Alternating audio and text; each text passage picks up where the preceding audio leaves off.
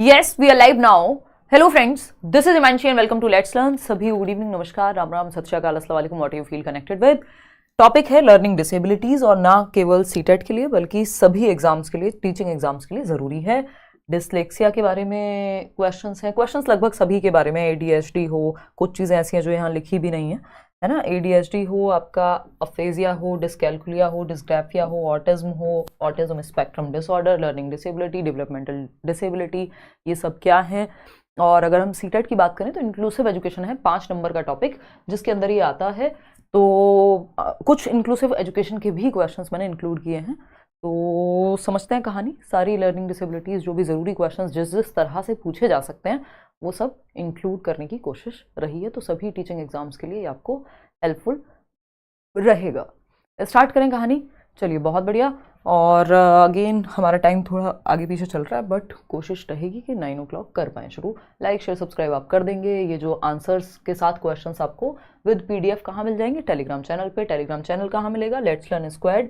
आप टेलीग्राम पर सर्च करेंगे या फिर डिस्क्रिप्शन बॉक्स में आपको लिंक मिल जाएगा। लिंक जो है आपका वो आपको लेके जाएगा टेलीग्राम चैनल पे। आप डायरेक्ट सर्च कर सकते हैं लेट्स लर्न स्क्वाड।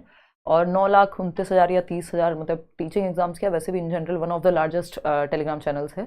तो आप देख के ही ज्वाइन कीजिएगा किसी फेक चैनल से, क्योंकि लेट्स लर्न के नाम पे और भी आपको चैनल्स या मेरे नाम पे मिल सकते हैं। तो यही ऑफिशियल चैनल है एकमात्र।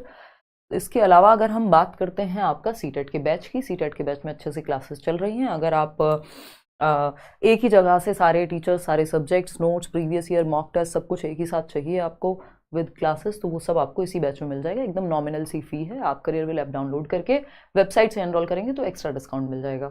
ये हुई एक बात। अब आ जाते हैं आज के क्वेश्चन नंबर 1 पे। फर्स्ट क्वेश्चन से शुरुआत करेंगे जो इस बार का ताज़ा आया हुआ क्वेश्चन है। अलग अलग स्टेट, अलग अलग एग्जाम्स के क्वेश्चंस को भी मैंने इंक्लूड किया है, कुछ नए क्वेश्चंस को भी लिया है ना, क्योंकि सेम टॉपिक से D2+B में भी क्वेश्चन पूछा जाता है, KVS में भी पूछा जाता है। आपका अगर हम बात करें OTET की, ओडिशा टेट की, तो वहाँ से भी पूछा जाएगा आपसे। सीटेट में तो ऑफकोर्स बहुत सारे क्वेश्चंस हैं जो पूछे ही जाते हैं। तो क्वेश्चन नंबर 4, इसका जवाब सबको अब पता लग गया है क्योंकि हम बहुत बार डिस्कस कर चुके हैं ये वाला क्वेश्चन। 28 क्वेश्चंस हैं और 28 के 28 क्वेश्चंस से आपको गो थ्रू जरूर होना चाहिए, चाहे थोड़े से स्पीड में चलेंगे, लेकिन 28 के 28 क्वेश्चंस आपने पढ़े होने चाहिए। कैसे कैसे पूछा जा सकता है, कुछ डिफरेंट तरीके के क्वेश्चंस भी हैं। Dyslexia is a dash condition which impacts learner's ability to dash. अपठन वैकल्य या डिसलेक्सिया जो है एक कैसी स्थिति है जो शिक्षार्थी की किस अवस्था को या किस क्षमता को प्रभावित करती है? तो पढ़ने की क्षमता को प्रभावित करती है, ये हमें पता है। डिसलेक्सिया रीडिंग डिसऑर्डर है। ईशान अवस्थी याद कीजिए, तारे जमीन पर मूवी में जो कैरेक्टर हैं, जिनके टीचर जो हैं वो बनते हैं आमिर खान। और बम बम बोले और वो सारे गाने हमने सुने, नहीं देखी है तो देख लीजिएगा। टीचिंग के लिए बड़ा एक अच्छा सा मैसेज है उस मूवी में, है ना। मूवीज के एग्जांपल मैं बहुत बार लेती ही हूँ।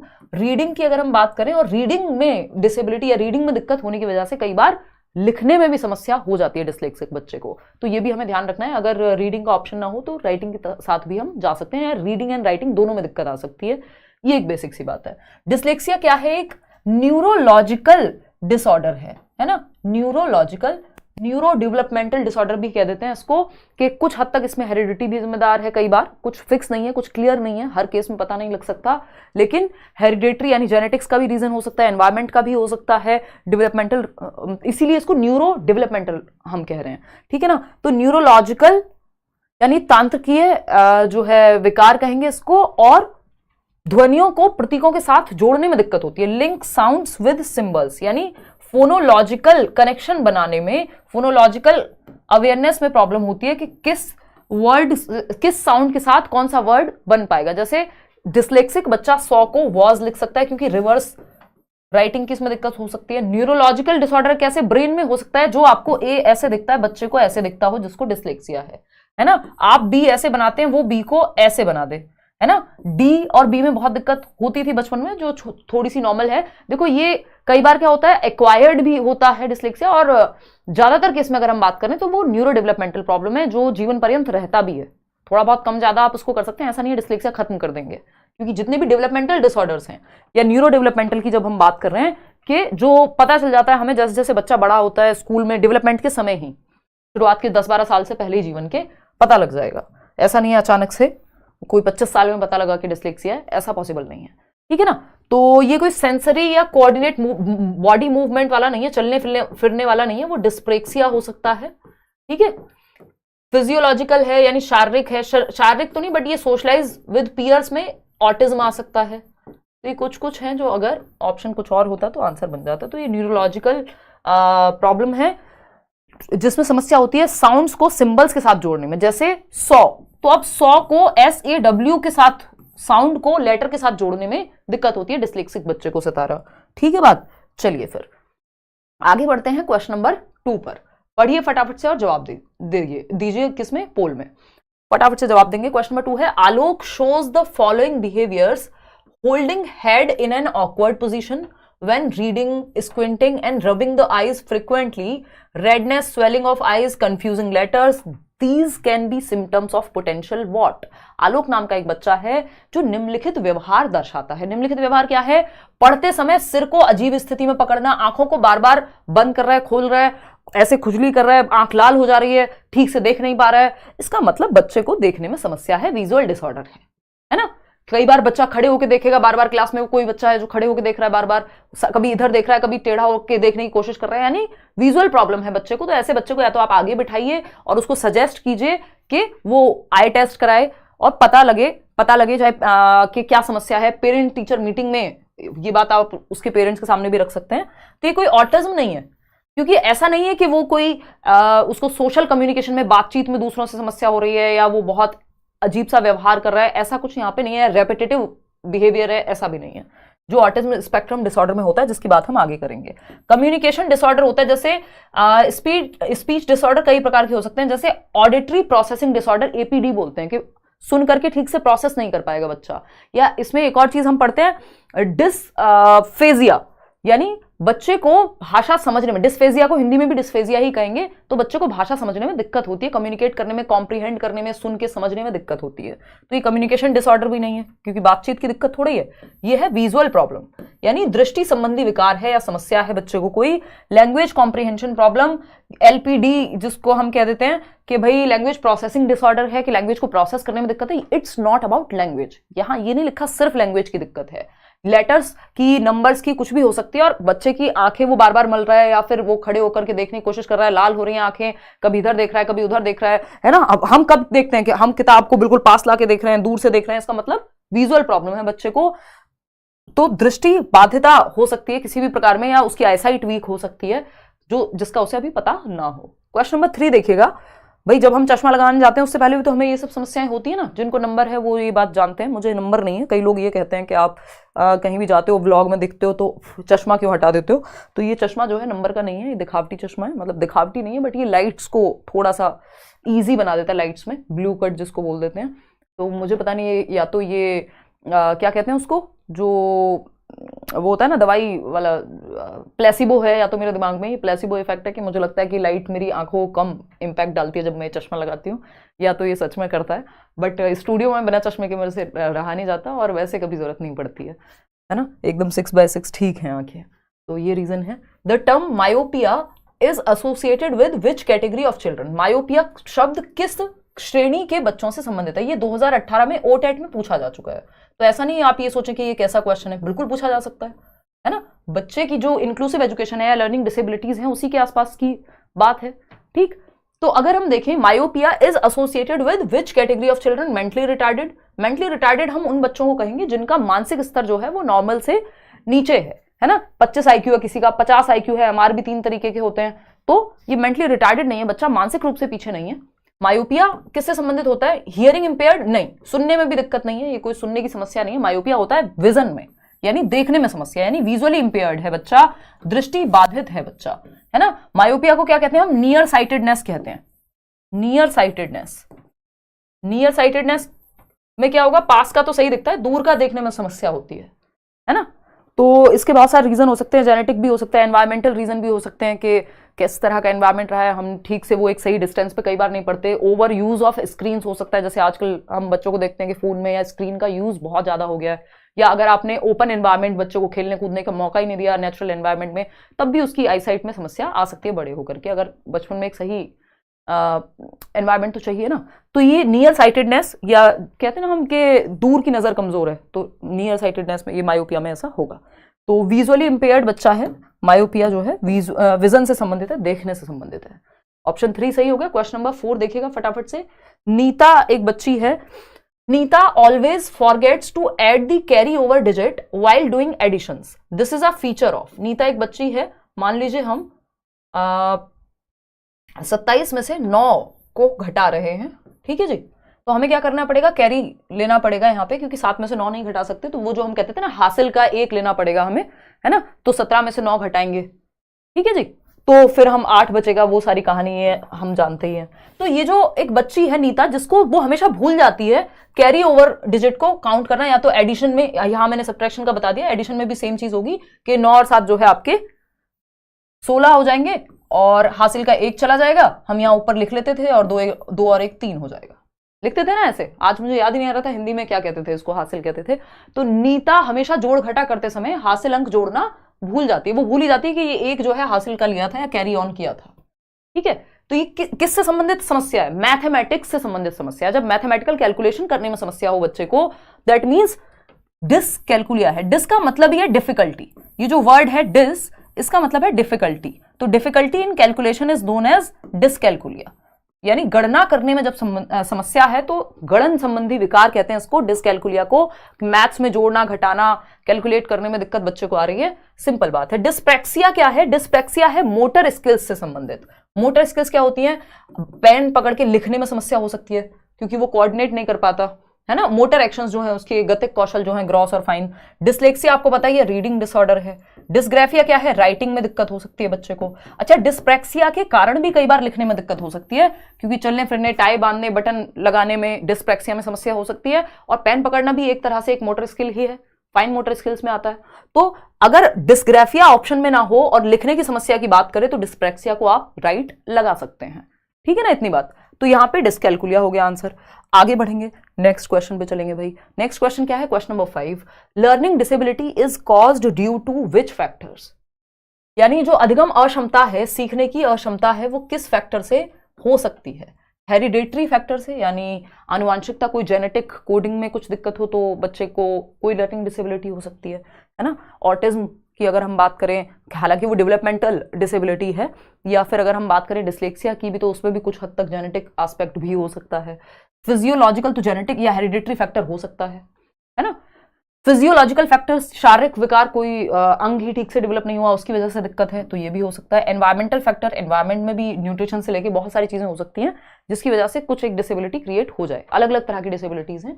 तो ये चारों ही बातें सही हैं जो आप लोग सही जवाब दे भी रहे हैं, उपरोक्त सभी 90% लोग यही जवाब दे रहे हैं, जो कि सही है। क्वेश्चन नंबर 6 देखिएगा। अ चाइल्ड विद लर्निंग डिसेबिलिटीज, ये जो लर्निंग डिसेबिलिटीज हैं, चाहे हम डिसलेक्सिया की बात करें, डिसकैलकुलिया की बात करें, डिस्ग्राफिया की बात करें, डिस्प्रैक्सिया की बात करें, डिस्फेजिया की बात करें, डिस्मॉर्फिया की बात करें, है ना, डिस्टोपिया की बात करें, ये जितने भी डिस मतलब difficulty in something, difficulty in doing something, कुछ भी एक एक्टिविटी करने में दिक्कत है ना। तो अगर हम बात करते हैं तो इसमें कुछ डेवलपमेंटल डिसऑर्डर्स भी हैं, जैसे ऑटिज्म है, एडीएचडी है, उन पे हम चर्चा करेंगे। फटाफट से बताइए। डिसेबिलिटी मतलब किसी भी तरह की एक अक्षमता या कोई काम करने में दिक्कत है। लर्निंग डिसेबिलिटी यानी सीखने से संबंधित अक्षमता। 79% लोग सेकंड ऑप्शन कह रहे हैं। आते हैं, समझते हैं। A child with learning disability needs to be put in a separate institution, बच्चे को सेग्रीगेट नहीं करना है। ये इंक्लूसिव एजुकेशन कहती है कि बच्चे को अलग थलग मत करो, है ना, कि बच्चे को आप अलग थलग मत करो, कि आप जो बच्चा देख नहीं सकता उसको अलग क्लास में पढ़ाओ, जो बच्चा डेफ एंड डम सुनने में और बोलने में, जो मूक बधिर बच्चा है उनको अलग स्कूल में पढ़ाओ, दृष्टिबाधित को अलग नहीं। ये स्पेशल स्कूल का कॉन्सेप्ट नहीं होना चाहिए, इंक्लूसिव स्कूल्स होने चाहिए, समावेशन करें जो हर बच्चे को एक छत के नीचे पढ़ाया जा सके रेगुलर स्कूल में।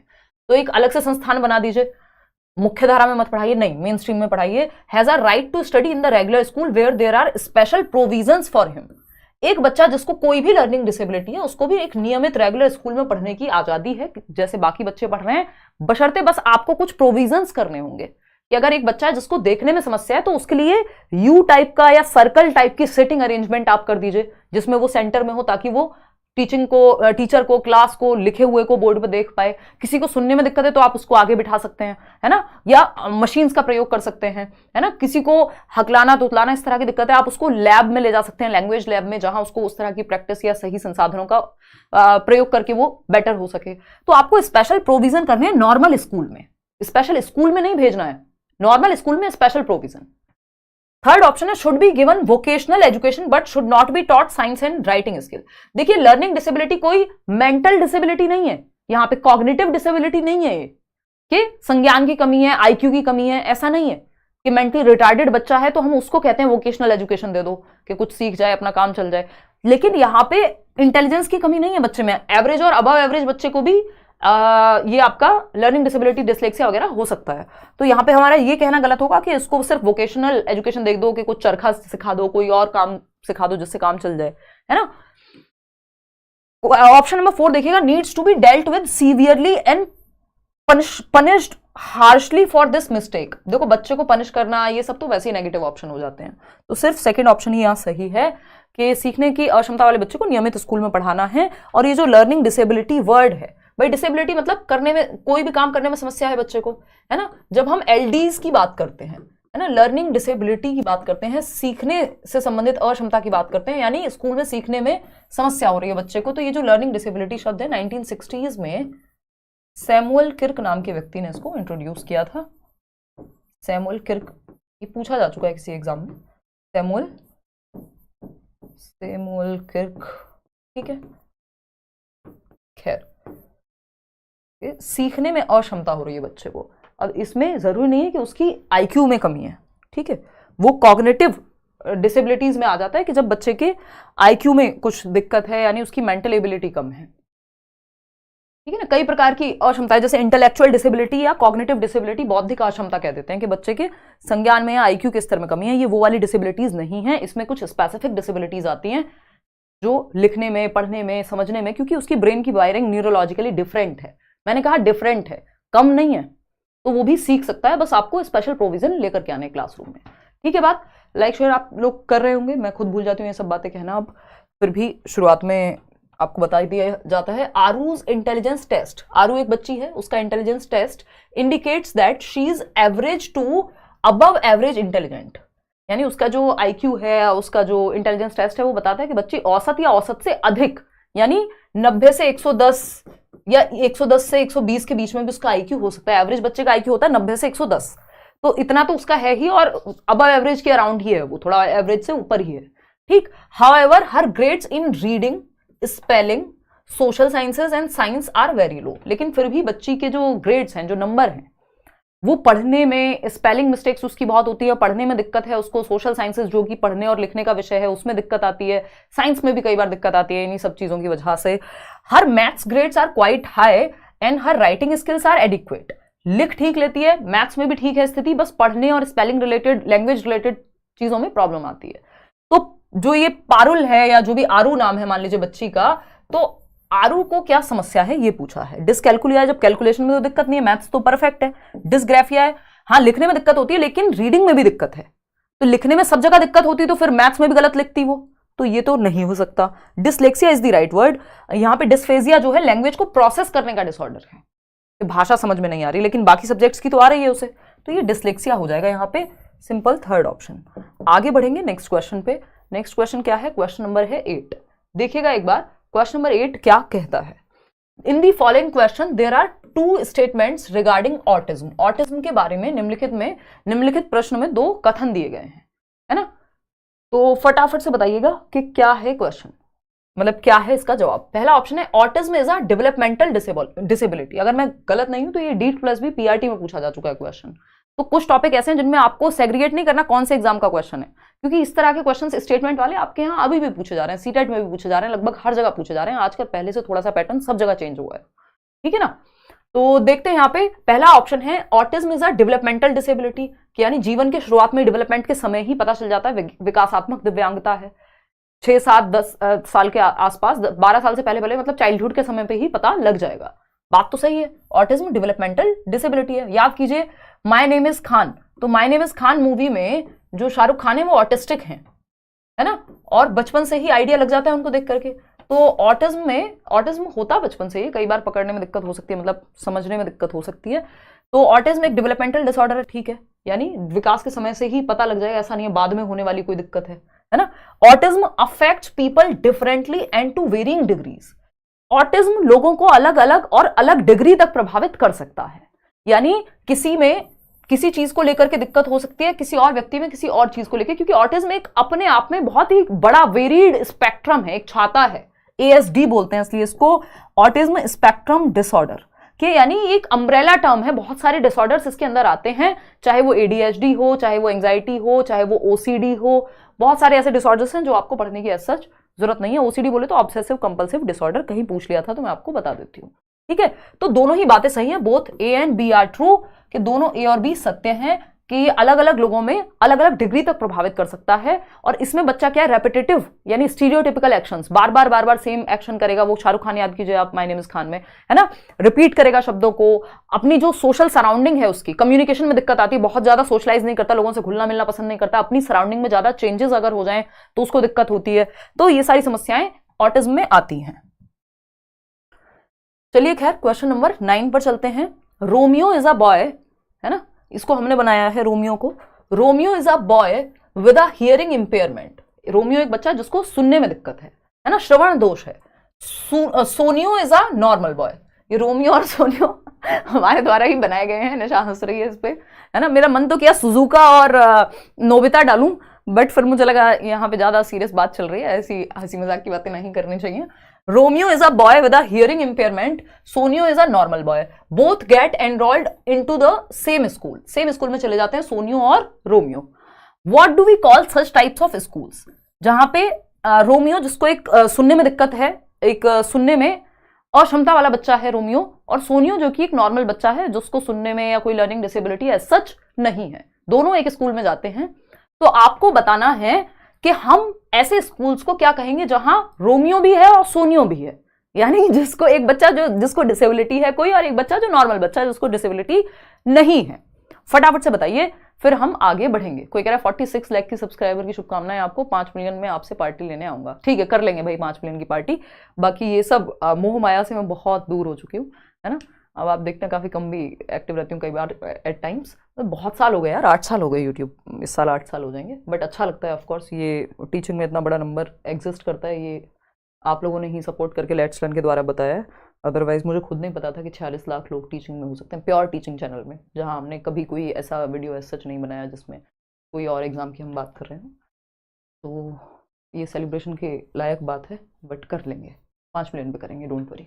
देखो फटाफट से इतने आप लाइक शेयर सब्सक्राइब करके 5 मिलियन पहुंचाइए इसको, फिर हम बात करेंगे ना। ये टिपिकल एकदम यूट्यूबर्स जिस तरह की बात करते हैं उस तरह की बात मैंने कर दी है। चलो भटको मत, इधर आ जाओ टॉपिक पे। कैसे स्कूल में जाते हैं रोमियो और सोनियो? इंक्लूसिव स्कूल में, जहां एक नॉर्मल बच्चा भी है और एक स्पेशल बच्चा भी है, और स्पेशल बच्चा भी है। वो स्पेशल बच्चा स्पेशल नीड्स वाला हो सकता है, जिसको विजुअली कोई समस्या हो, है ना, मेंटली रिटार्डेड हो, देखने में सुनने में कोई समस्या हो, चलने फिरने में लोकोमोटर डिसेबिलिटी हो, या फिर गिफ्टेड भी हो सकता है बच्चा। जो नॉर्मल से अलग है वो स्पेशल मान लिया हमने। तो समावेशी स्कूल है जिसमें हर तरह का बच्चा, एजुकेशन फॉर ऑल की बात होती है, सेपरेट या स्पेशल या वोकेशनल नहीं। वोकेशनल में तो सिर्फ कुछ वोकेशन सिखाए जाएंगे, कोई स्किल्स सिखा देंगे। तो first option is the right answer. Question number 10 देखिएगा, क्वेश्चन नंबर 10 देखिएगा, फटाफट से जवाब दीजिएगा। Which characteristic is a student with ADHD likely to have? Attention deficit hyper active disorder, ADHD के अंदर किस तरह की विशेषताएं या किस तरह के लक्षण पाए जाएंगे, ये पूछा है।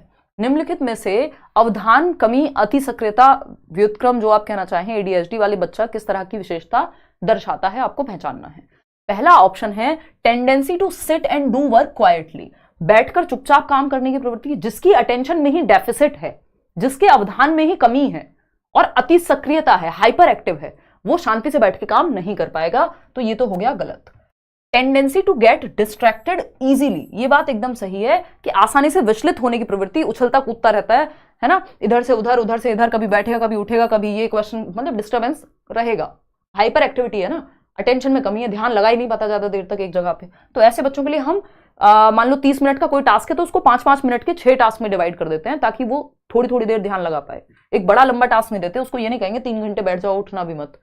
Tendency to listen to others carefully for long, ये भी नहीं हो पाएगा उससे कि ज्यादा देर तक बैठ के सुन पाए। Ability to read long passages without break, नहीं, ब्रेक चाहिए, ज्यादा लंबा काम ये एक बार में नहीं कर पाएगा। तो second option is the right answer. ये अटेंशन में कमी होती है ADHD वाले बच्चे को, और ऑटिज्म स्पेक्ट्रम डिसऑर्डर के अंदर ही एक डिसऑर्डर हम इसको मान लेते हैं। क्लास टाइम बताइए यार, अभी तो 9:15 चल रही है, कभी कभी 9:30 चल रही है, बट मेरी कोशिश ये है कि 9 बजे पे ले आऊं क्लास, है ना। 28 क्वेश्चन हैं total. To support inclusion of student having dyscalculia, वो बच्चा जिसको डिसकैलकुलिया यानी मैथमेटिक्स में गणना करने में, कैलकुलेशन में दिक्कत होती है बच्चे को। जैसे वो कैरी लेने वाला एग्जांपल आया था ना कि हासिल का नहीं जोड़ पा रहा बच्चा, या फिर हो सकता है वो कैलकुलेट ना कर पाए, जहां प्लस करना है वहां गुणा कर दे। इस तरह की चीजें, कैलकुलेशन में दिक्कत होने वाले बच्चे को कैसे डील करेंगे, क्या इंपॉर्टेंट है ऐसे बच्चे को सपोर्ट करने के लिए, उसको भी तो पढ़ाना है ना क्लासरूम में। Set strict time constraints to finish task, यानी एक स्ट्रिक्ट टाइम बिल्कुल कंस्ट्रेंट सेट कर दो कि 5 मिनट में अगर ये वाला क्वेश्चन नहीं हुआ तो खत्म। तो उसको वैसे ही दिक्कत होती है, वैसे एंग्जाइटी, वैसे ही दिक्कत है उसको, कैलकुलेशन वाले काम उससे वैसे ही उसको परेशानी, डिफिकल्टी महसूस होती है, और आपने टाइम और बांध दिया तो वो डर जाएगा। तो ये तो गलत तरीका है। Provide visual calculators and math apps to such students, ये बात हमें सही लग रही है, 55% लोग सही जवाब दे भी रहे हैं। Include additional content to overshadow relevance in text context, मतलब बहुत ज्यादा कंटेंट को ऐड कर लो, बेवजह अतिरिक्त सामग्री को, ये वो इधर उधर की बातें हैं, ये आपको डिस्ट्रैक्ट करने के लिए यूज, ऐसे ऑप्शंस को डिस्ट्रैक्टर्स कहा जाता है ना। यूज ओनली स्टैंडर्डाइज्ड वेज, ये स्टैंडर्डाइज्ड वर्ड बिल्कुल भी अच्छा नहीं है सुनने में, फ्लेक्सिबिलिटी होनी चाहिए। स्टैंडर्डाइज्ड वेज यानी सबको एक ही डंडे से हांको, सबको एक ही तरीके से टेस्ट लो सबका, जबकि बच्चे अलग अलग हैं, समस्याएं अलग अलग हैं, तो अलग अलग तरीके से जांचो, अलग अलग तरीके से सिखाओ बच्चों को, है ना। ना तो पढ़ाने का तरीका सेम होना चाहिए सबके लिए, ना ही उनके आकलन का यानी असेसमेंट का। बात सही है। तो यहां पे provide visual calculators and math apps to student, छात्रों को विजुअल कैलकुलेटर और गणित एप्स प्रदान करने चाहिए क्योंकि उनको कैलकुलेशन में दिक्कत है। तो हेल्प के लिए आपने विजुअल कैलकुलेटर्स दे दिए जहां पे उनको आसानी हो जाती है कैलकुलेट करने में, और उनके लिए वो सपोर्ट का काम करेगा। मैथ्स ऐप हो सकती है, अलग अलग तरह की आजकल ऐप आती है, इस तरह का कुछ हो सकता है। अब उसको पता है, जो आपने उसको कहा 8 को डिवाइड कर दो 2 से, तो एक तो उसको लिखा हुआ मिल रहा है, खुद से उसको दिक्कत होती है ना, और ऊपर से 3 ऑप्शन भी मिल रहे हैं, तो उसको समझने में या पहचानने में आसानी होगी डिस्कैलकुलिया वाले बच्चे को, ठीक है ना। 4 9 जा कितने होंगे, अब यहां पे ऑप्शन है अलग अलग तरह के। तो इस तरह, ये तो खैर एक हल्का सा एग्जांपल है, इस तरह के बहुत सारे विजुअल कैलकुलेटर्स या एप्स आजकल अवेलेबल हैं जो बच्चे को हेल्प करेंगे। डिसलेक्सिक बच्चा है तो उसको पढ़ने में हेल्प करेंगे, डिसकैलकुलेट बच्चा है तो उसको कैलकुलेशन में हेल्प करेंगे, ठीक है। तो क्वेश्चन नंबर 12 देखिएगा, which neurological developmental coordination disorder leads to learning disabilities in children, बताइएगा। लिखा हुआ है कोऑर्डिनेशन, जब भी कोऑर्डिनेशन की बात आ जाए तो समझ जाना कि कुछ ना कुछ चलना फिरना, मूवमेंट की बात हो रही है ना। कौन सा न्यूरोलॉजिकल विकासात्मक समन्वय विकार बच्चों में सीखने की अक्षमता का कारण बनता है। न्यूरोलॉजिकल डेवलपमेंटल कोऑर्डिनेशन यानी अपने जो बॉडी है उसमें मान लीजिए हैंड्स हैं, आईज हैं, या चलना फिरना है, उसके कोऑर्डिनेशन में, समन्वयन में, बैलेंस करने में दिक्कत आ रही है, यानी फिजिकल प्रॉब्लम होगी कुछ ना कुछ, है ना। डिस्पेप्सिया तो यहां पे सेंसलेस है क्योंकि ये डाइजेशन से रिलेटेड है, अपच लिखा भी हुआ है उधर हिंदी में, है ना, ये डाइजेशन रिलेटेड है, ये यहाँ पे डिसऑर्डर वो वाला है ही नहीं। डिसअर्थरिया होता है कि आपके उन ऑर्गन्स में दिक्कत है या उन मसल्स में दिक्कत है जहां से आप स्पीच यानी साउंड को क्रिएट करते हैं बोलने में, तो ये आपके काम का अगेन नहीं है, ठीक। डिस्प्रैक्सिया यहां पे सही बात है क्योंकि यहां पे मसल कोऑर्डिनेशन में दिक्कत होती है बच्चे को, जैसे बटन लगाना, हो सकता है चोटी बनाने में भी दिक्कत हो, शू के लेसेस जो है फीते बांधने में दिक्कत हो सकती है, पेन पकड़ने में दिक्कत हो सकती है, तो उसकी न्यूरोलॉजिकल डेवलपमेंटल डिसऑर्डर है जिसकी वजह से कोऑर्डिनेट नहीं कर पाती, उसकी जो फाइन मोटर स्किल्स और ग्रॉस मोटर स्किल्स का कॉम्बिनेशन है वो बन नहीं पाता। तो ये डिस्प्रैक्सिया है जब भी इस तरह के मोटर कोऑर्डिनेशन की बात हो, है ना। डिसऑटोनोमिया, ये अपने आप में एक नर्वस सिस्टम को लेके कुछ प्रॉब्लम होती है जो आपके लर्निंग डिसऑर्डर में हमें इसे काउंट करने की ऐसा जरूरत नहीं है। तो ये dyspraxia is the right word over here. आते हैं क्वेश्चन नंबर 13 पे। एक तरफ डिसेबिलिटी है, दूसरी तरफ उसका डिस्क्रिप्शन है, आपको पहचानना है कौन सी डिसेबिलिटी किससे मैच कराएंगे। डिसेबिलिटी क्या है? डिस्फेजिया। फेजिया मतलब पीएच साथ में आ जाए तो साउंड यानी लैंग्वेज की बात हो रही है, भाषा को समझने या बोलने में दिक्कत है। Difficulty in carrying out routine task, balance, fine motor control and kinesthetic coordination, ये डिस्प्रैक्सिया होगा, है ना, कि कोऑर्डिनेशन में जब भी दिक्कत आए तो डिस्प्रैक्सिया की समस्या है। A disability that affects the ability to write coherently, writing में डिस्ग्राफिया आ जाएगा, ठीक है। ग्राफ बनाओगे किससे? ग्राफ, हाथ से, तो लिखने में दिक्कत ग्राफिया होती है, ठीक। कैलकुलिया कैलकुलेशन से संबंधित है। डिसेबिलिटी दैट मैथमेटिकल कैलकुलेशन, लो भाई, ठीक है। बचता क्या है अब? Dysphagia. Dysphagia a language disorder that affects communication skills and comprehension abilities. क्या हुआ? पोल नहीं दिया इसमें, कहाँ है?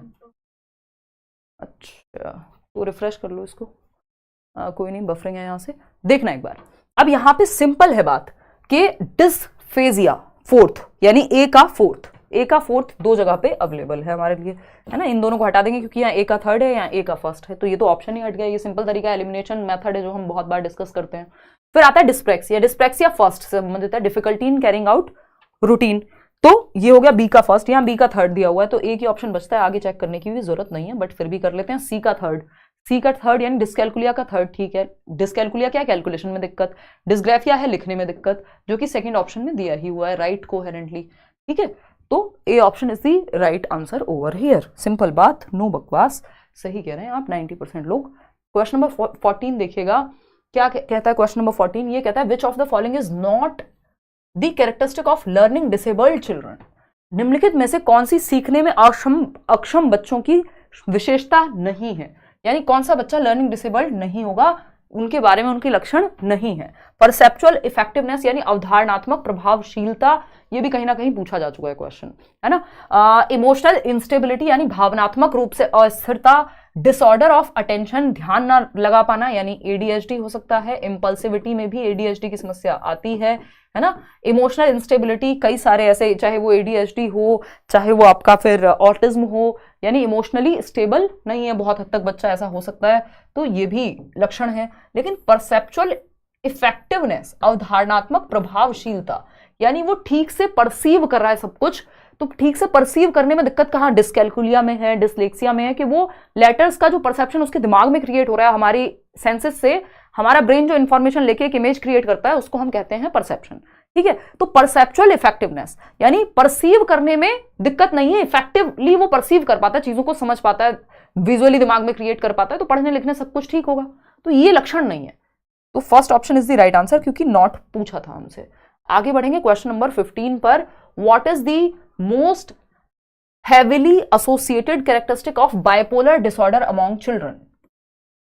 अब ये थोड़ा सा हटके है, अभी तक नहीं पूछा गया सीटेट में, बट बाकी जगह पे पूछा जा चुका है, तो आप बताइए। बाइपोलर, बीपीडी बोलते हैं इसको, बाइपोलर डिसऑर्डर में जो मुख्य लक्षण है जिसको एसोसिएट किया जाता है, आई थिंक हरियाणा में कहीं पूछा गया था ये क्वेश्चन, फटाफट से बताओ। बैच में एडमिशन हो रहे हैं अभी या नहीं हो रहे हैं? बिल्कुल शोनिमा त्रिवेदी, हो रहे हैं एडमिशन ओपन है, आप करियर लैब डाउनलोड करके एनरोल कर सकते हैं आराम से, ठीक है जी, क्लियर है बात। चलिए फटाफट से आ जाइए और समझते हैं कहानी क्या है। देखिएगा, what is the most heavily associated characteristic of द्विध्रुवी विकार कह देते हैं इसको, बाइपोलर डिसऑर्डर को, being hyper active, being sad, extreme mood changes या हैविंग एक्साइटिंग बिहेवियर। तो ये चारों ही बातें सही है, लेकिन सबसे ज्यादा जो कनेक्ट किया जाता है बाइपोलर डिसऑर्डर से वो है एक्सट्रीम मूड चेंजेस, मूड में अत्यधिक व्यवहार बदलाव, यानी अगर लो फील कर रहा है व्यक्ति तो बहुत ज्यादा लो फील करेगा, बहुत सैड होगा, और खुश है तो बहुत ज्यादा खुश होगा, नॉर्मल से ज्यादा, है ना। हाइपर एक्टिव है तो बहुत ज्यादा, और बिल्कुल एक्टिव नहीं है तो एकदम नहीं है। तो ये सारी चीजें, तीनों चीजें हैं कि सैड भी होता है, हाइपर एक्टिव भी होगा, एक्साइटिंग बिहेवियर भी है, लेकिन इसका मतलब क्या है, इन सबको मिलाकर के ये पता लगता है कि मूड उसका स्टेबल नहीं रहता, एक्सट्रीम मूड चेंजेस हैं, ठीक। तो थर्ड ऑप्शन। आगे बढ़ेंगे, question number 16, which one of the following persons is not responsible for identifying learning disabilities. देखो एक दो क्वेश्चन ऐसे करेंगे हम, क्योंकि एक आध नई चीज पूछ लेता है और उसमें फिर होती है दिक्कत। जैसे ये बाइपोलर डिसऑर्डर नहीं पूछा, लेकिन पूछा जा सकता है जब अदर टीचिंग एग्जाम्स में पूछा जा रहा है, तो क्योंकि लर्निंग डिसेबिलिटीज में या डिसेबिलिटीज में इंक्लूसिव एजुकेशन में तो आता ही है, ठीक है ना। क्वेश्चन नंबर 16 देखिए, which one of the following persons is, क्योंकि किसी भी तरह की समस्या है वो आएगी ही इंक्लूसिव एजुकेशन में, which one of the following persons is not responsible for identifying learning disabilities, यानी निम्नलिखित में से कौन सा व्यक्ति सीखने की अक्षमताओं की पहचान के लिए जिम्मेदार नहीं है, यानी किस व्यक्ति को, अगर बच्चों को आपके लर्निंग डिसेबिलिटी है कोई भी, तो आप कैसे पहचान करेंगे भाई? एक साइकोलॉजिस्ट के पास जाएंगे, एक साइकेट्रिस्ट के पास जाएंगे, किसी एक न्यूरोलॉजिस्ट के पास या न्यूरोसाइकोलॉजिस्ट के पास जा सकते हैं जिससे पता लगे कि बच्चे को कोई समस्या है, लेकिन डर्मेटोलॉजिस्ट के पास थोड़ी जाएंगे, पिंपल थोड़ी हुआ है जो डर्मेटोलॉजिस्ट के पास जाएंगे, है ना। तो त्वचा विशेषज्ञ के पास थोड़ी जाएंगे अगर लर्निंग डिसेबिलिटी है तो, क्योंकि वो तो आपके ब्रेन और उसके कोऑर्डिनेशन से संबंधित है, त्वचा से थोड़ी संबंधित है, तो डर्मेटोलॉजिस्ट के पास जाना सेंसलेस है। क्लिनिकल साइकोलॉजिस्ट होते हैं जो नैदानिक मनोवैज्ञानिक हैं, जो प्रॉपर बच्चों को असेस करेंगे, जानेंगे कि क्या है क्या नहीं है। साइकेट्रिस्ट हैं जो दिमाग के डॉक्टर हैं एक तरह से, न्यूरो साइकोलॉजिस्ट हैं जो कुछ हद तक जिनसे आप सलाह ले सकते हैं कि ब्रेन और साइकोलॉजिस्ट का मिक्सचर हो गया एक तरह से, कि उन्होंने ये सब पढ़ा हुआ है, लेकिन डर्मेटोलॉजिस्ट के पास आप नहीं जाएंगे, वो सही व्यक्ति नहीं है लर्निंग डिसेबिलिटीज को जांचने के लिए, पता करने के लिए। क्वेश्चन नंबर 17 देखिएगा फटाफट से।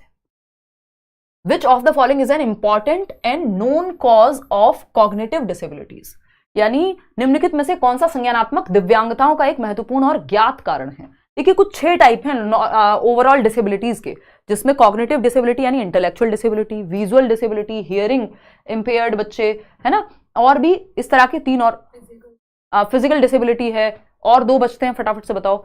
तो ये कुछ 6, हाँ फिजिकल में आ जाएगा लोकोमोटर, वो सब आ गया, कॉग्निटिव में आ गया ना, वो इंटेलेक्चुअल डिसेबिलिटी में। तो टोटल 6 टाइप है, कभी और उसको डिस्कस कर लेंगे।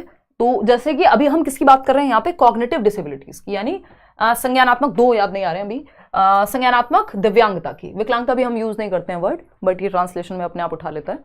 तो अगर हम बात करें यहाँ पे इंटेलेक्चुअल डिसेबिलिटी है, बच्चे को दिमाग से संबंधित, इंटेलिजेंस से संबंधित कोई दिक्कत है, तो वो किस किस रीजन से हो सकती है। ट्रॉमा एंड फिजिकल एजेंट, कोई ऐसे एजेंट के आसपास वो आ गया, कोई केमिकल की चपेट में जब वो गर्भ में हो बच्चा, या फिर बचपन में जब वो छोटा रहा है, और कोई ट्रॉमा अगर उसको हुआ है, तो उसका मेंटल जो डेवलपमेंट है वो डिफरेंट तरीके से हो सकता है, जिसकी वजह से कॉग्निटिव डिसेबिलिटी हो सकती है, बात सही है। क्रोमोसोमल एबनॉर्मेलिटी, क्रोमोसोमल यानी गुणसूत्र से संबंधित एक एबनॉर्मेलिटी, असामान्यता हो गई, जैसे डाउन सिंड्रोम, टर्नर सिंड्रोम, ये हम पढ़ते हैं डेवलपमेंट में बैचेस में, आपने पढ़ाई है, ठीक, कि एक कोई क्रोमोसोम है जो पार्शियली अवेलेबल नहीं है, या एक्स्ट्रा मटेरियल जेनेटिक जो है जनरेट हो गया, जैसा कि डाउन सिंड्रोम में होता है ना। तो ये बेसिक सी बात है यहाँ पे। फिर डेवलपमेंटल डिले होगा, बच्चे का इंटेलेक्चुअल डेवलपमेंट ठीक से नहीं हो पाएगा, दिमाग का विकास, वो भी एक रीजन है। साइकियाट्रिक डिसऑर्डर, इसमें कई सारे विकार हो सकते हैं, जो मानसिक विकार तो ऑफ कोर्स इसमें आ ही जाएगा, किसी भी तरह का अगर कोई मानसिक विकार है, चाहे वो बीपीडी है यानी बाइपोलर डिसऑर्डर है, चाहे वो कुछ और पीकेयू करके एक प्रॉब्लम होती है जो इसमें आती है, तो ये भी सही है। क्योंकि मानसिक विकास तो ऑफकोर्स, अगर मानसिक विकार हो रहा है तो संज्ञान को ही यानी इंटेलेक्ट को ही प्रभावित करेगा डायरेक्ट। मेटाबॉलिज्म एंड न्यूट्रिशन, अब मेटाबॉलिज्म और न्यूट्रिशन से संबंधित समस्याएं हो सकती हैं, इसमें बहुत सारे हैं, जैसे दिमागी बुखार हो जाना बचपन में, या किसी एक ऐसी चीज की चपेट में आ जाना जिससे कोई ब्रेन में इंजरी या प्रॉब्लम आ गई। तो ये चारों ही यहाँ सही है, फर्स्ट सेकंड थर्ड फोर्थ चारों ही सही है। फर्स्ट ऑप्शन ही यहाँ सही हो गया, 39% लोग ही सही जवाब दे पा रहे हैं, बाकियों को चक्कर आ गए हैं, संभल रहे हैं अभी पानी पी पी के। क्वेश्चन नंबर 18, हाँ जी मैडम। हाँ बीमारी तो वो हो गया ना, दिमागी बुखार मीनिंजाइटिस अगर है तो वो एनवायरमेंटल उसमें ही आ जाएगा। चलो भाई फटाफट बताओ। मैम हिंदी भी पढ़ा दिया करो, पढ़ा देंगे भाई हिंदी। एक्चुअली आज निशा उछल उछल के बोल रही है, स्पेशल एजुकेशन में इन्होंने किया हुआ है, बच्चों को डील करती हैं, तो इनका मन कर रहा है फुदकने का।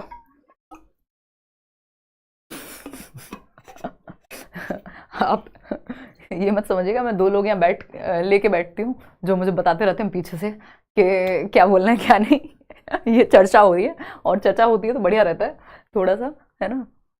इनके बिना भी हम पढ़ा लेते हैं, कोई दिक्कत नहीं है, काम चल जाता है ना। मैं आप लोगों से बीच बीच में पूछती रहती हूँ, थोड़ा इंटरेक्टिव रहना चाहिए सेशन, है ना, और पूछना कोई बुरी बात नहीं होती।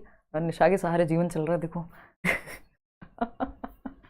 बताओ फटाफट से, कमेंट पढ़ लिया करो। कमेंट कैसे पढ़ लें यार, सारे कमेंट कैसे पढ़ लें भाई, फिर पढ़ाएंगे कब। नाम भी लिया करो, तरुण एजुकेशन। आप तो बहुत पुराने सब्सक्राइबर हैं, है ना, लर्नर हैं या सब्सक्राइबर हैं, क्योंकि आप पढ़ते हैं नहीं, ये तो आपको बताना पड़ेगा हमें मेल करके, क्योंकि कुछ लोग तो शौक में भी देखते हैं ना। क्वेश्चन नंबर 18 देखो, आ चाइल्ड्स नोटबुक, जितने टाइम से आप हैं इतने टाइम में तो नौकरी ले लेते हैं लोग, देखिएगा बताइएगा, या हो सकता है नौकरी के साथ देख रहे हो आप, दोनों ही चीजें। A child's notebook shows errors in writing like reverse images, mirror imaging. Such a child is showing signs of. एक बच्चा है जिसकी नोटबुक में गलतियां दिखाई देती हैं, जैसे रिवर्स इमेज यानी उल्टा, जैसे मान लीजिए 100 लिखा हुआ है तो उसकी नोटबुक में आपको ये सब उल्टा नजर आ सकता है। मैं बना भी नहीं पा रही हूँ, है ना, इस तरह की रिवर्स राइटिंग हो सकती है। वाओ, मैंने तो बहुत अच्छा लिख दिया, है ना। तो 100 को वॉज को 100, है ना, रिवर्स राइटिंग हो सकती है, ठीक है ना। वाह वाह वाह, बहुत बढ़िया बहुत बढ़िया। कह रहे हैं क्या पता आपको देखने के लिए देख रहे हो क्लास, आ जाओ, है ना। मुंह तो मैं 4 दिन में धोती हूँ क्लास के लिए, मतलब लिटरली नहीं, दिल पे मत ले जाना, मतलब इतनी कोई तैयारी करके नहीं आती हूँ कि आ जाओ। लर्निंग डिसेबिलिटी, सीखने की अक्षमता, लर्निंग डिफिकल्टी। देखो डिफिकल्टी किसी भी कारणवश हो सकती है, और ये हमें साफ साफ नजर आ रहा है कि या तो बच्चे को डिस्ग्राफिया है या अगर लिखने में दिक्कत है तो हम कहेंगे डिस्ग्राफिया है, बट डिसलेक्सिया भी होगा इस बच्चे को, क्योंकि रिवर्स में वो पढ़ता है और फिर रिवर्स में ही लिखना शुरू कर देता है।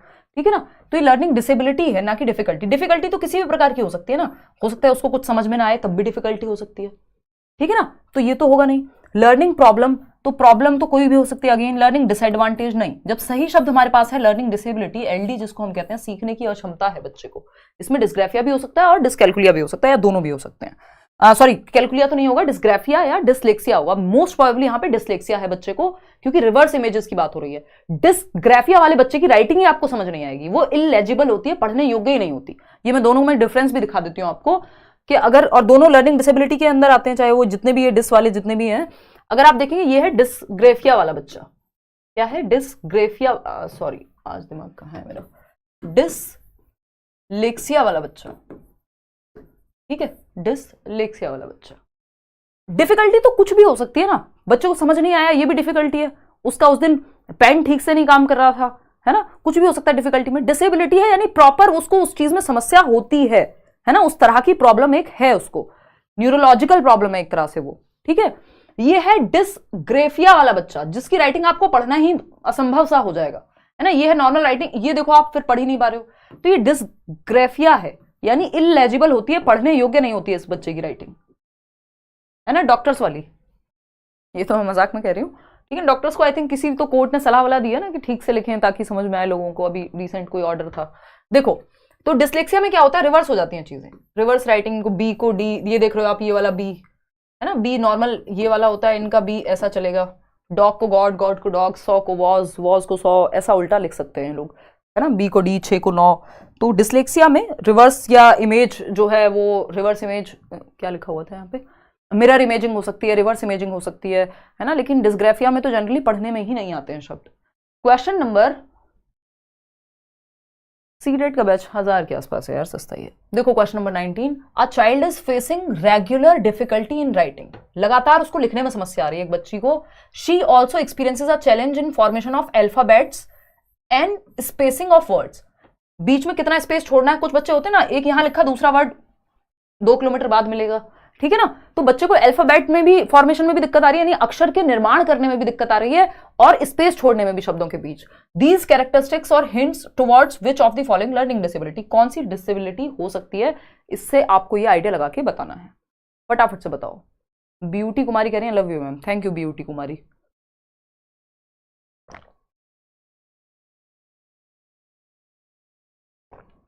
देखो आपको लग रहा होगा मैं ब्यूटी कुमारी क्यों बोल रही हूँ, क्योंकि उन्होंने नाम स्पेलिंग वही लिखी है, BUTI। हाँ, मेरी एक स्टूडेंट है, उसकी राइट बहुत खराब है। क्या राइट आए, क्या राइटिंग, अच्छा अच्छा, फिर उसकी राइटिंग सही करानी है। देखो जरूरी नहीं है जिसकी राइटिंग खराब है उसको सबको जो है डिस्ग्राफिया है, हर बच्चे को, है ना। वो फिर आपको आइडेंटिफाई करना पड़ेगा, और भी लक्षण होंगे उसको, राइटिंग में भी क्या प्रॉब्लम है वो स्पेसिफिकली देख के पता लगेगा। बहुत अच्छा पढ़ा रहे हैं, अच्छा धन्यवाद अजीत। चलिए फटाफट से बता दीजिए अब इसी बात पे। बी ऑप्शन 73% लोग कह रहे हैं। देखिएगा क्या दिक्कत है बच्चे को, लिखने में नियमित कठिनाई है, लिखने में समस्या है रोज, अक्षर निर्माण में और शब्दों के बीच में कितना अंतर रखना है इसमें भी समस्या है। बच्चे को डिसलेक्सिया है, ग्राफिया है, कैलकुलिया है या ADHD है। देखो ये डिसग्राफिया का केस है, ना कि डिसलेक्सिया का, है ना। जब साफ साफ कह दिया डिफिकल्टी इन राइटिंग, वो भी रेगुलर बेसिस पे, ये नहीं लिखा कि रीडिंग में दिक्कत है उसकी वजह से लिखने में दिक्कत आ रही है। तो जब रीडिंग राइटिंग सीधा सीधा लिखा हुआ है तो आप क्यों डिसलेक्सिया की तरफ जा रहे हैं, है ना, स्पेस करने में, अल्फाबेट को फॉर्म करने में, ठीक है ना। तो वो पढ़ने से संबंधित होना चाहिए था कि पढ़ते समय दिमाग में जो है वो सेट नहीं हो पा रहे हैं, वो सब बात होती, तब हम डिसलेक्सिया की तरफ जाते। जब डायरेक्ट डिस्ग्राफिया दिया हुआ है और लिखने के से डायरेक्ट बताया हुआ है, पढ़ने की वजह से लिखने और पढ़ने दोनों में समस्या होती, तो डिसलेक्सिया के साथ हम चले जाते। क्वेश्चन नंबर 20, तो क्वेश्चन को पढ़ के भी समझना है कि पूछा क्या है।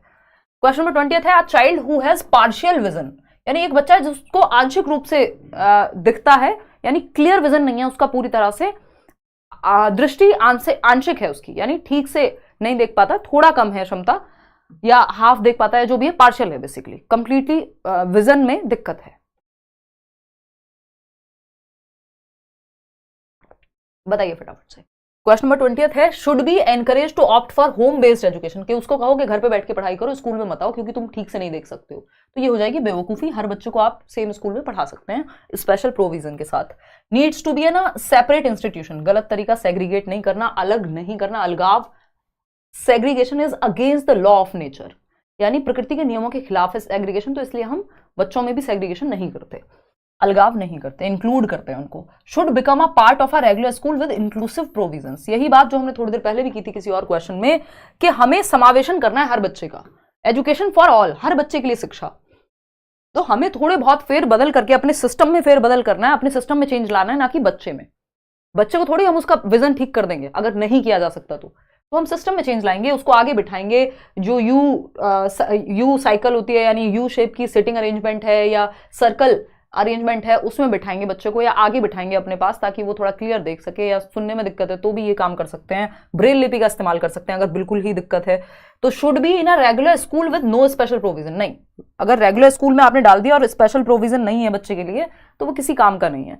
तो इस तरह की चीजें हो सकती हैं, जैसे ये क्या है, ये आपका एक यू टाइप का सिटिंग अरेंजमेंट है, फ्लेक्सिबल सिटिंग अरेंजमेंट कहते हैं इसको हम, है ना, कि बच्चे की नीड के अकॉर्डिंग इंक्लूसिव एजुकेशन में फिक्स्ड नहीं होना चाहिए कि जो बच्चा फर्स्ट सीट पे बैठ गया उसी को बैठा रहने देंगे जीवन भर, नहीं। हम कहते हैं ना रोटेशन चलता है क्लासरूम में, और रोटेशन में भी हमें ये ध्यान रखना है कि अगर किसी बच्चे को कोई दिक्कत है तो हम उसको, होते हैं ना पेरेंट्स, तो वो कहेंगे हमारे बच्चे को ज्यादा दिक्कत है आंखों में या उसको नंबर बढ़ रहा है तो आप उसको आगे ही बिठाइएगा, ऐसे कह के जाते हैं ना क्लासरूम में टीचर्स को, तो आपने भी अपनी क्लास में देखा होगा। तो ये बात सही है कि हमें ध्यान रखना है, फ्लेक्सिबिलिटी रखनी है कि जिस बच्चे को ज्यादा समस्या है उसको उस तरह से ध्यान रखना है उस चीज का। जैसे जो स्क्रीन है या व्हाइट बोर्ड है या टीचर की टेबल है, यहां से सब कुछ विजिबल है, यदि आपने बच्चे को, इसको कहते हैं सर्कल अरेंजमेंट एक तरह का, या यू टाइप का ये सिटिंग अरेंजमेंट है, तो बच्चा जो ब्लाइंड स्टूडेंट की पोजीशन है वो यहाँ सेंटर में हो, या फिर जिसको विजुअली पार्शियली देख सकता है या हियरिंग इंपेयर्ड है तो यहाँ उसको सेटल किया जा सकता है, उसके लिए ये अच्छा प्रोविजन रहेगा। चलिए खैर आगे बढ़ते हैं। क्वेश्चन नंबर 21 देखिएगा, 28 क्वेश्चन है, 5 6 7 क्वेश्चन और हैं आपके, फटाफट से जवाब देंगे आप। देखिएगा क्वेश्चन नंबर 21, फटाफट से जवाब देंगे क्वेश्चन नंबर 21, 21वां सवाल, which of the following materials will not be beneficial for a student with visual impairment. देखो विजुअल इंपेयरमेंट पे बहुत क्वेश्चन पूछे जाते हैं, है ना, क्योंकि विजुअल इंपेयरमेंट होती भी बहुत बच्चों को है।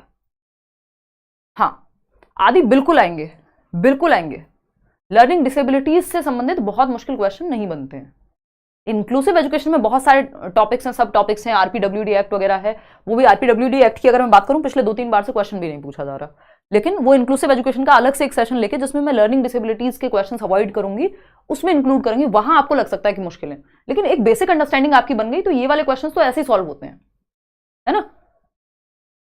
हर तरह के क्वेश्चन कराने की जिम्मेदारी मेरी है, आपको जितना कराया गया वो आपको पता होना चाहिए, अगर वो दिमाग में सेट नहीं है तो फिर फायदा नहीं है, ठीक है ना। तो निम्नलिखित में से कौन सी सामग्री, ये सब आए हुए क्वेश्चन है, D2+B से लेके ओ टेट से लेके आपका सी टेट से लेके अलग अलग जगह पे आए हुए क्वेश्चन हैं, और कुछ नए क्वेश्चन हैं, अपनी तरफ से थोड़ी बनाए मैंने कि नहीं आएंगे, और अभी रिसेंट के ये ऐसा नहीं है कि बहुत 15 साल पुराने हैं, हद से हद 3 से 4 साल पुराना कोई क्वेश्चन अगर है मैक्स टू मैक्स। दृष्टिबाधित छात्र के लिए फायदेमंद क्या नहीं होगा, नॉट, बताइए। टैक्टाइल रिपीट होते हैं और क्वेश्चन, सारे क्वेश्चन थोड़ी मुश्किल आते हैं पेपर में, ये तो भ्रांति है, लोग जबरदस्ती मुश्किल मुश्किल मुश्किल के नाम पे। टैक्टाइल ग्लोब, किसी को कोर्स बेचने का लालच हो, किसी को कुछ और हो तो वो कहेगा नहीं नहीं अब तो सिर्फ मुश्किल आते हैं, तो वो काम तो मैं नहीं कर सकती यार, एथिकली वो मुझे ठीक नहीं लगता।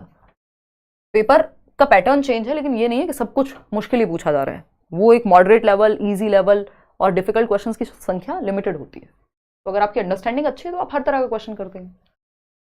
टैक्टाइल ग्लोब, टैक्टाइल होता है वो मटेरियल जिसको टच और फील किया जा सके, और विजुअली इंपेयर्ड बच्चे के लिए वो मटेरियल बहुत ही बेहतर होता है जिसको टच और फील किया जा सकता है, क्योंकि बच्चा देखने में तो उसको समस्या है, लेकिन अगर कोई चीज है तो उसको टच तो करके वो पता कर सकता है कि चाहे कोई शार्प चीज हो सकती है बट उसको लगे ना उस तरह की होनी चाहिए, तो वो टच और फील करके बता दे कि हाँ ये कोई मेटल है, जब उसने इस ग्लास को टच किया मान लीजिए, है ना।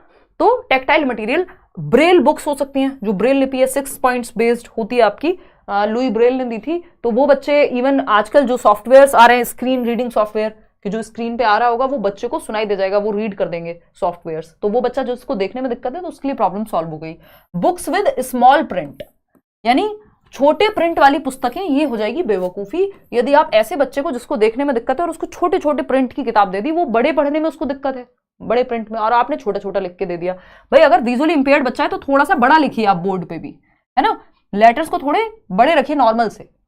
ये नहीं है कि अगर देखने में दिक्कत हो तो बहुत छोटे छोटे लेटर्स बनाने, भाई पहले ही दिक्कत थी आपने और छोटे बना दिए तो नॉर्मल बच्चे को भी ना दिखें, ठीक, तो ये गलत हो जाएगा, बाकी सब सही है। क्वेश्चन नंबर 22 देखिएगा फटाफट से।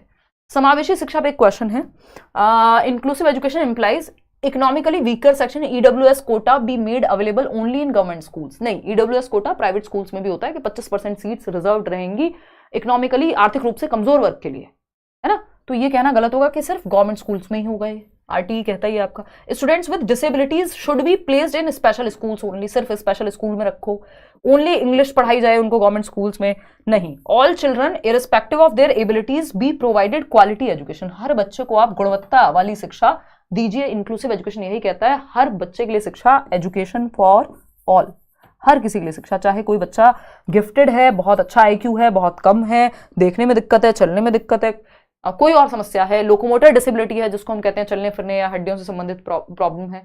आता है question number 23 with respect to inclusion of students with disabilities in regular schools, which of the following provision is against the right of persons with disabilities act RPWD Act 2016, जिसमें हमने 21 disabilities की बात की है और 1995 वाला जो PWD एक्ट था उसको यहाँ पे अपडेट किया गया इसके द्वारा, इसके माध्यम से रिप्लेस किया गया। अगर मैं कहूँ, सामान्य विद्यालयों में दिव्यांग विद्यार्थियों के समावेशन हेतु निम्न में से कौन सा प्रावधान दिव्यांगजन अधिकार अधिनियम 2016 के प्रतिकूल है या अगेंस्ट है या सही नहीं है आरपीडब्ल्यूडी एक्ट के अनुसार? पहला ऑप्शन है extra time for completion of examination paper. हाँ, अगर बच्चा कोई डिसेबिलिटी है, उसको लिखने में दिक्कत है या देखने में दिक्कत है, तो हम एक्स्ट्रा स्क्राइब वगैरह भी देते हैं, एक्स्ट्रा टाइम देते हैं जो स्पेशल बच्चा है उसके लिए, जो CWSN कहते हैं ना, चिल्ड्रन विद स्पेशल नीड्स, ठीक है।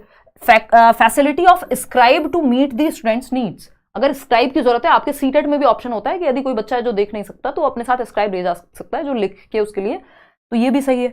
Compulsory second and third language and course, यही गड़बड़ हो गई कि लैंग्वेज का कोर्स कंपलसरी करना एकदम गलत तरीका है, वो चूज करेगा। ये तो नॉर्मल बच्चे के लिए भी है कि वो ऑप्शंस चूज कर सके, मदर टंग और बाकी ऑप्शंस चूज करने का। कंपलसरी नहीं है कि कोई भी लैंग्वेज आपने अपनी तरफ से थोप दी बच्चे पे, ये तो आपकी नेशनल एजुकेशन पॉलिसी भी कह रही है कि आप भाषाओं को थोपिए मत, है ना।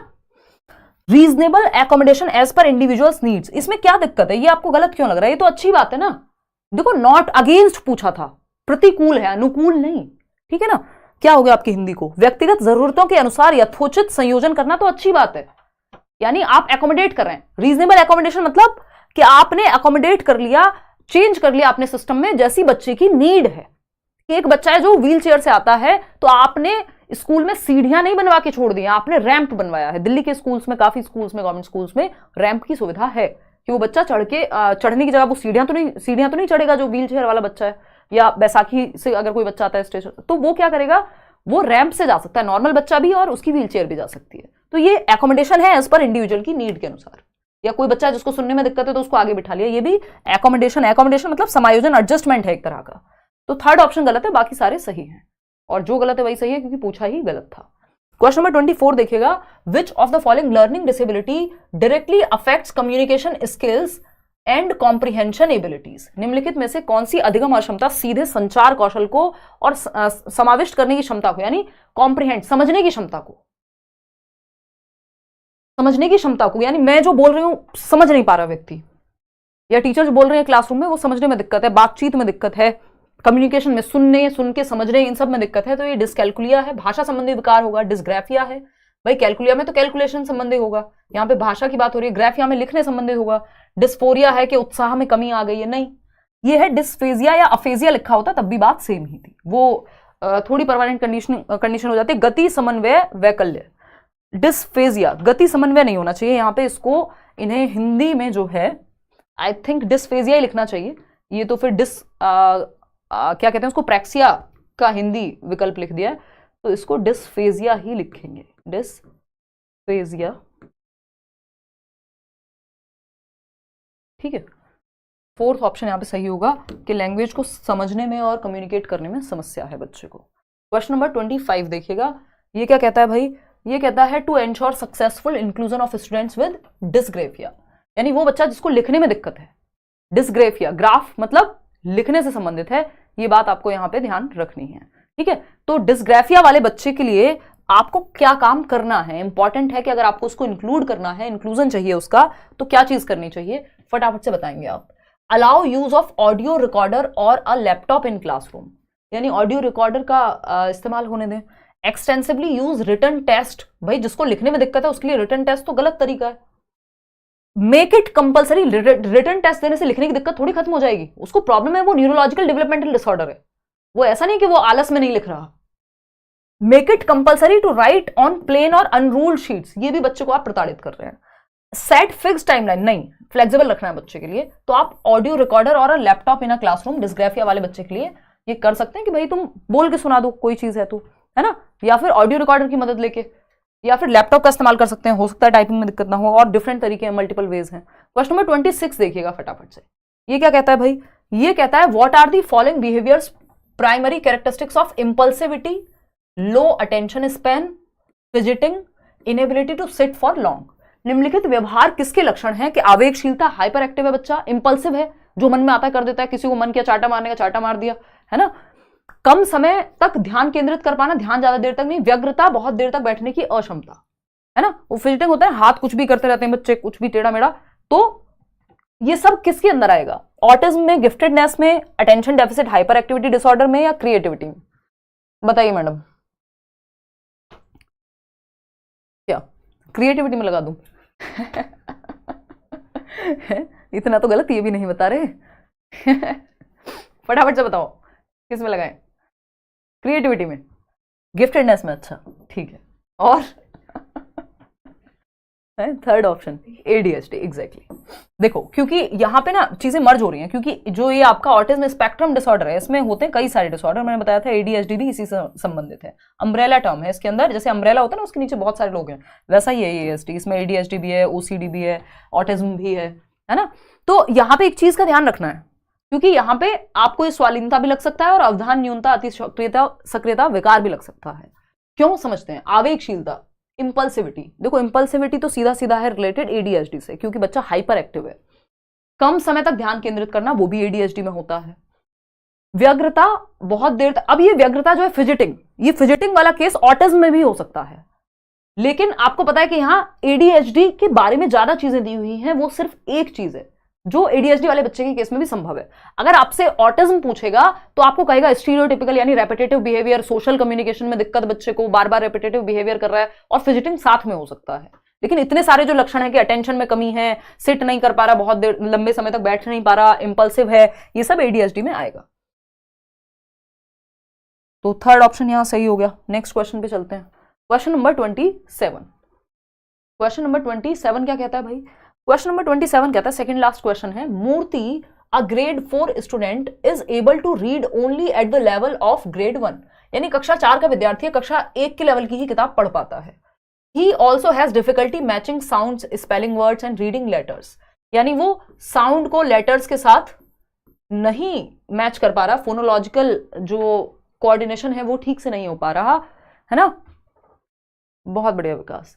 तो बताइए फटाफट से किसके लक्षण प्रदर्शित कर रहा है बच्चा, तो रीडिंग में दिक्कत है, तो डिस्प्रेक्सिया तो होगा नहीं, है तो मोटर स्किल्स से संबंधित है, चलने फिरने, कोई एक्टिविटी करने, बटन लगाने, ये सब में। डिसकैलकुलिया कैलकुलेशन से संबंधित है, डिसग्राफिया लिखने से संबंधित है, यहाँ बात हो रही है पढ़ने की, स्पेलिंग रिलेटेड दिक्कत हो रही है याद रखने में, तो पठन वैकल्य या वैफल्य है। ठीक है जी, आगे बढ़ें, क्वेश्चन नंबर 28 आज के लिए आखिरी सवाल, फटाफट से आप जवाब देंगे। और बच्चे की जो रीडिंग एबिलिटी है वो भी स्लो थी, क्योंकि वो कक्षा 4 में था और पहली क्लास के लेवल का पढ़ पा रहा था, यानी रीडिंग में उसको बहुत दिक्कत थी। ईशान अवस्थी याद कर लीजिए, तारे जमीन पर। Raman a student of class 4 has low vision, देखने में दिक्कत है, and has difficulty in reading and doing work from the text book.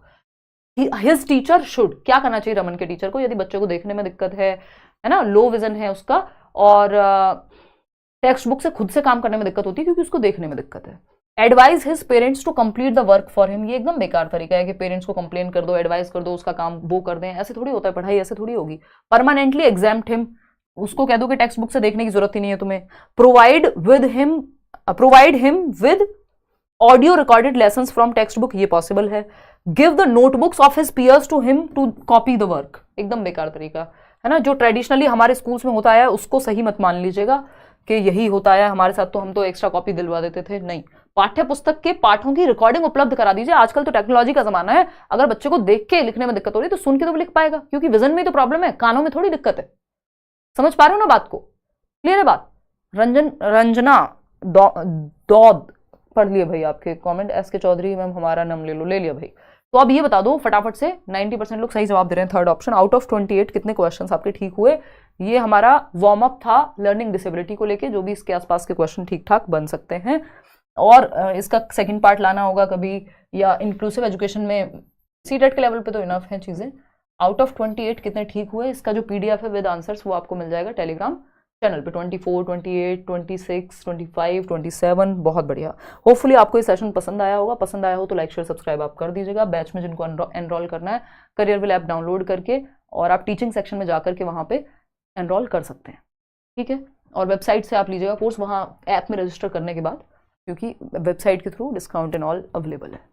तो ये एक बात हुई। बाकी बी योर ओन कांस्टेंट, अपने साथ बने रहें। अच्छा समय हो, बुरा समय हो, मुश्किल हो, आसान हो, है ना, और पढ़ते रहें थोड़ा, क्योंकि पेपर जो है आएगा भी, समय है, लेकिन ये समय कब निकल जाएगा पता नहीं लगेगा, ठीक है ना। बात है D+P की वैकेंसी कब आएगी, आएगी भी कि नहीं आएगी।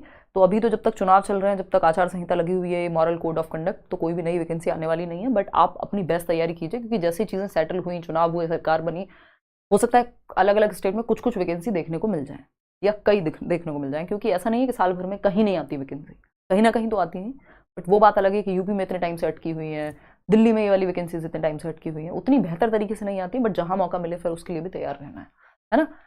B.Ed सेकेंड ईयर में हूँ, सीटेट हो गया आपकी वजह से। You are the best teacher ever, thank you Rajdeep, CDP queen. अच्छा, धन्यवाद जी। चलिए फिर कल मिलते हैं। कमेंट्स में बता दीजिएगा कितना आपने स्कोर किया। कल शाम को मिलेंगे, कुछ नया टॉपिक करेंगे, हिंदी करेंगे, इंग्लिश करेंगे, CDP का ही कोई टॉपिक करेंगे। Take care, bye bye. इससे पहले के वीडियोस आप प्लेलिस्ट में देख लीजिएगा। कोशिश करेंगे शाम को 9 बजे क्लास ले पाएँ कल।